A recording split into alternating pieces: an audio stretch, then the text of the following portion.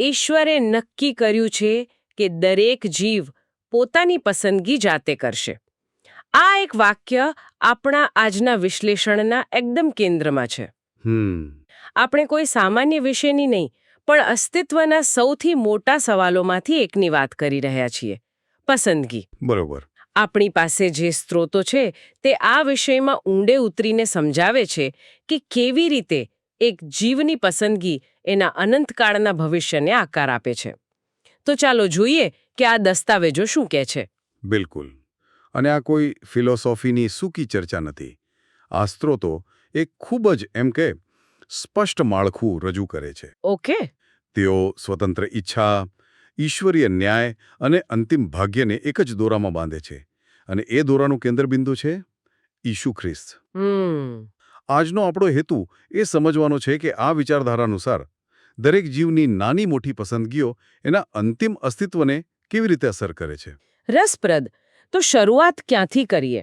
આ સ્ત્રોતોનો સૌથી પહેલો અને કદાચ સૌથી મોટો દાવો શું છે? મતલબ, અનંતકાળનું ભવિષ્ય કઈ વાત પર ટકેલું છે? જો આ સ્ત્રોતોનો સૌથી પહેલો અને કદાચ સૌથી ચોંકાવનારો દાવો એ છે કે અનંતકાળનું ભાગ્ય કોઈ કર્મોના સરવાળા બાદબાકી પર નહીં, ઓકે, પણ એક જ બિંદુ પર આવીને અટકે છે, ઈસુ ખ્રિસ્ત સાથેનો સંબંધ. આ એક જ પસંદગી બીજા બધા નિર્ણયો પર હાવી થઈ જાય છે. એટલે કે બધું જ એના પર નિર્ભર કરે છે. હા, જે જીવો ઈશુને આધીન થવાનું પસંદ કરે છે તેઓ અનંત જીવન પામશે. જેઓ તેમને નકારે છે તેમનો અંત અગ્નિની ખાઈમાં થશે. આટલી સ્પષ્ટ અને સીધી વાત છે. વાહ, આ તો ખરેખર બહુ મોટો દાવો છે. એટલે કોઈના સારા ખરાબ કામો કરતાં પણ વધુ મહત્વની એક વ્યક્તિ સાથેના સંબંધની પસંદગી છે. બરાબર. પણ સ્ત્રોતોમાં એક વધુ ઊંડી વાત છે. તેમાં લખ્યું છે કે ઈશ્વરના બીજા સ્વરૂપે પોતાની જાતને ખાલી કરી અને એક જીવ બનવાનું પસંદ કર્યું. એક મિનિટ, અહીં ઈશ્વરના બીજા સ્વરૂપ એટલે શું? શ્રોતાઓ માટે આ સમજવું જરૂરી છે. તમે બહુ સારો મુદ્દો ઉઠાવ્યો. આ ખ્રિસ્તી ધર્મશાસ્ત્રોનો એક ઊંડો સિદ્ધાંત છે જેને ટ્રિનિટી કહેવાય છે. ટ્રિનિટી. ઓકે. સરળ શબ્દોમાં કહું તો આ વિચારધારા મુજબ ઈશ્વર એક જ છે, પણ ત્રણ સ્વરૂપે અસ્તિત્વ ધરાવે છે: પિતા, પુત્ર અને પવિત્ર આત્મા.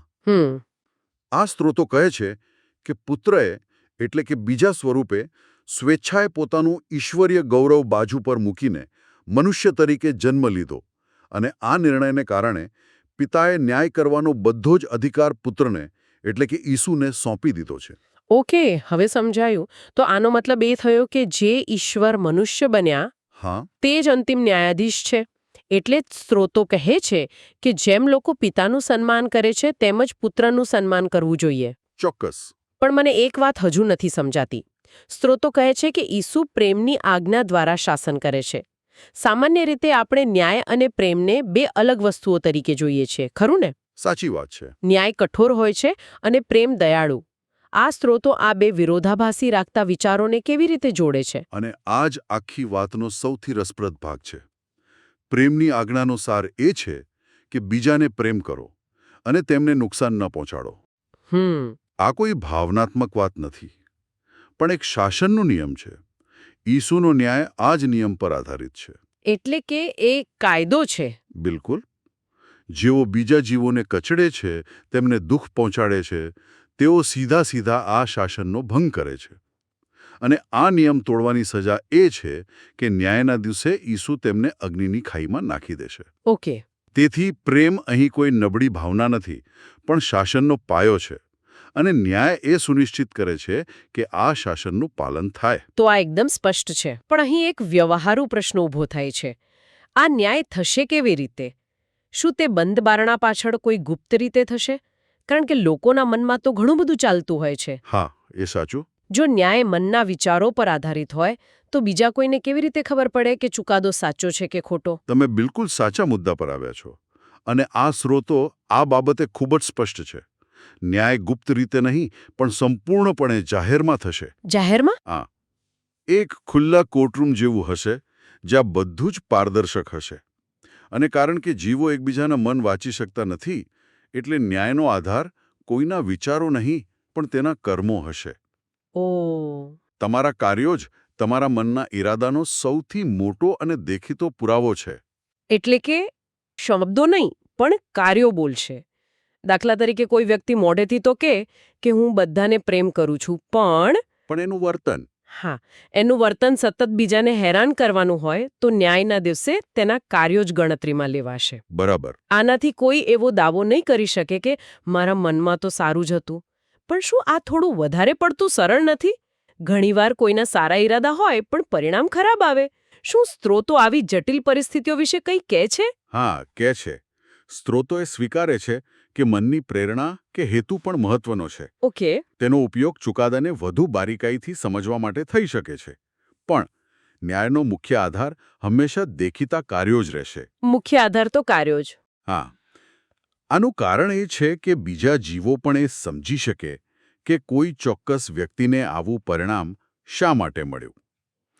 તેઓ ઈશ્વરના ન્યાયને પોતાની આંખોથી જોઈ શકશે અને તેની સાથે સંમત થઈ શકશે. આનાથી ઈશ્વરના ચરિત્ર પર કોઈ દાગ નહીં લાગે. બરાબર. તો આખી વાત ફરીથી પસંદગી પર આવીને ઊભી રહે છે.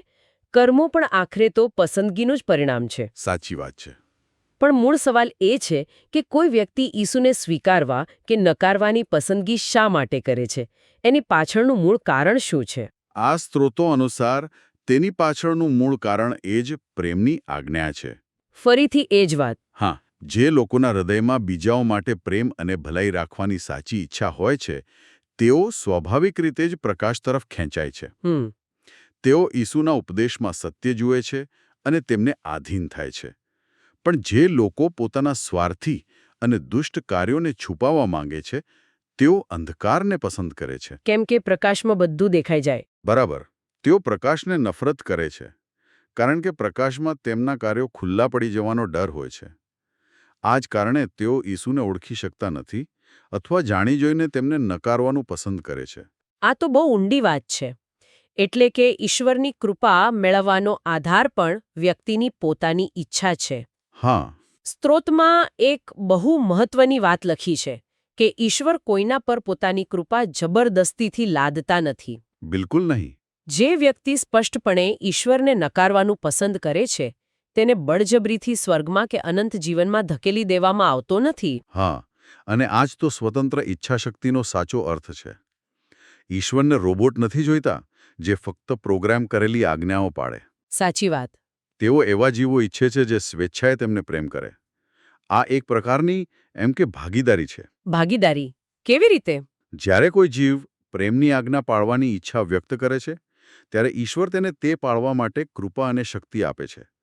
પણ શરૂઆત હંમેશા જીવની પોતાની પસંદગીથી જ થાય છે. જો કોઈના મનમાં એવી ઈચ્છા જ ન હોય તો કૃપા પણ મળતી નથી. ઓકે. આ સિદ્ધાંતને વધુ સારી રીતે સમજવા માટે સ્ત્રોતોમાં કેટલાક કેસ સ્ટડીઝ જેવા ઉદાહરણો પણ આપેલા છે. હા, છે. આ ઉદાહરણોથી આખી વાત વધુ સ્પષ્ટ થાય છે. તેમાં હેલેલ, દૂતો અને આદમની પસંદગીની સરખામણી કરવામાં આવી છે. ચાલો હેલેલથી શરૂ કરીએ. હેલેલ, આ નામ કદાચ બધા માટે જાણીતું ન હોય. શું આ એ જ પાત્ર છે જેને આપણે લ્યુસિફર કે શેતાન તરીકે ઓળખીએ છીએ? બરાબર. હેલેલ એ યશાયાના પુસ્તકમાં વપરાયેલો શબ્દ છે, જેનો અર્થ થાય છે સવારનો તારો. ઓકે. પરંપરાગત રીતે તેને શેતાન સાથે જોડવામાં આવે છે.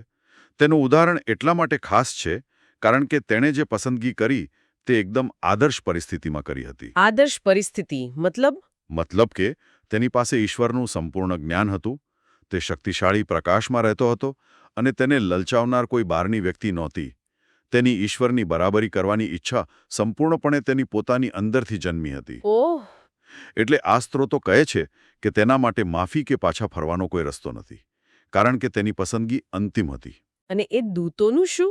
જેમણે હેલેલનો સાથ આપ્યો તેમની પરિસ્થિતિ કેવી રીતે અલગ હતી? દૂતોએ પણ તેજસ્વી પ્રકાશ અને જ્ઞાનની હાજરીમાં જ પસંદગી કરી. પણ એક મોટો તફાવત હતો. શું? તેઓ હેલેલની લાલચ હેઠળ હતા. તેઓ તેના પ્રભાવમાં આવી ગયા હતા. આ કારણથી સ્ત્રોતો સૂચવે છે કે સૈદ્ધાંતિક રીતે તેમની પાસે પાછા ફરવાની શક્યતા હેલેલ કરતાં થોડી વધુ હોઈ શકે છે. હોઈ શકે છે.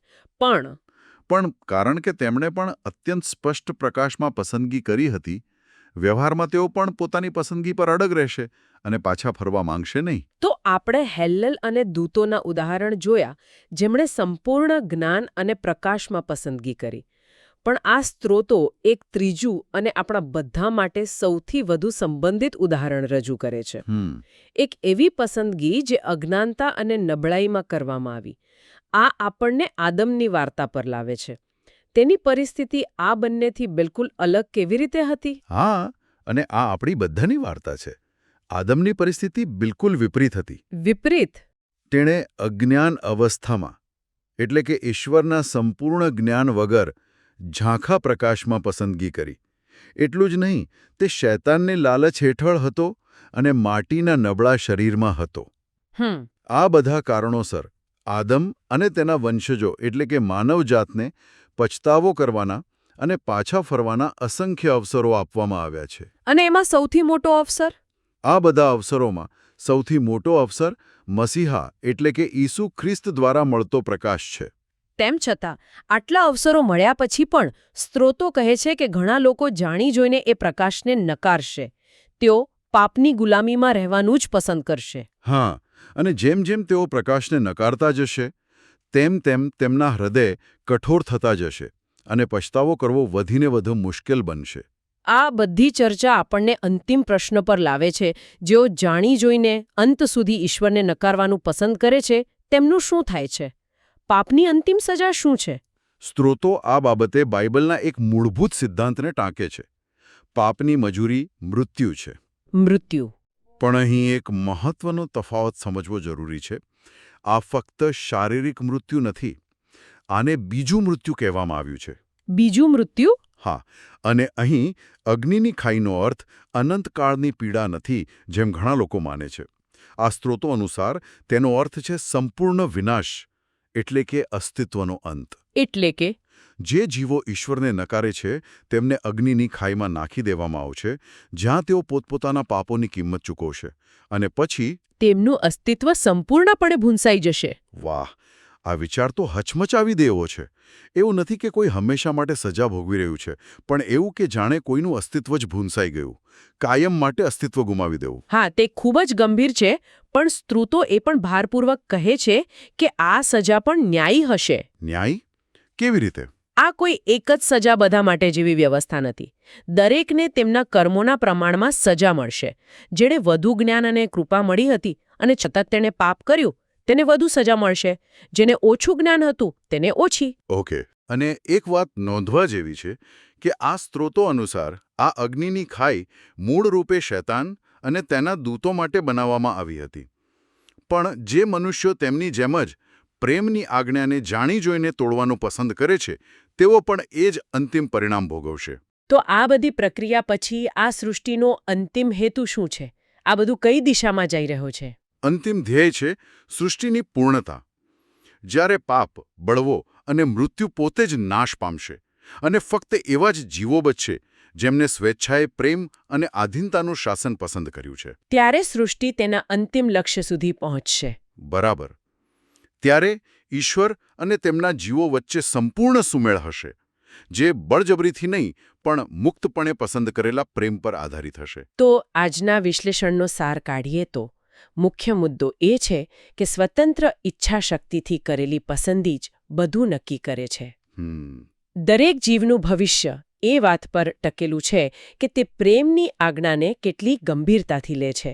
અને આ જ વાત નક્કી કરે છે કે તે ઈસુ ખ્રિસ્તને સ્વીકારશે કે નકારશે. સાચી વાત. ન્યાય ખુલ્લે આમ અને કર્મોના આધારે થશે, જેથી કોઈ સવાલ ન ઉઠાવી શકે. અને અંતિમ પરિણામ કાયમી છે, કાં તો અનંત જીવન અથવા અસ્તિત્વનો સંપૂર્ણ અંત. બરાબર. અને આ બધું એક મોટા ચિત્ર તરફ ઇશારો કરે છે. ઈશ્વરને બળજબરીનું કે દબાણનું રાજ્ય નથી જોઈતું. ના. તેઓ એવું રાજ્ય ઈચ્છે છે જ્યાં દરેક જીવ સ્વેચ્છાએ, સમજણપૂર્વક અને મુક્તપણે પ્રેમ અને આધીનતાને પસંદ કરે. આખી સૃષ્ટિની રચના અને ઇતિહાસ આ એક ભવ્ય હેતુને પૂરો કરવા માટેની પ્રક્રિયા છે. આજના સ્ત્રોતોના આધારે શ્રોતાઓ માટે એક અંતિમ વિચાર. જો સૃષ્ટિનું અંતિમ લક્ષ્ય એવા જીવોનું અસ્તિત્વ છે જેઓ સ્વેચ્છાએ પ્રેમને પસંદ કરે છે, તો શું આ દુનિયામાં આપણે જે દુઃખ, સંઘર્ષ અને અન્યાય જોઈએ છીએ તે બધું આ પસંદગીને વાસ્તવિક અને અફર બનાવવા માટેની એક જરૂરી પ્રક્રિયા હોઈ શકે છે?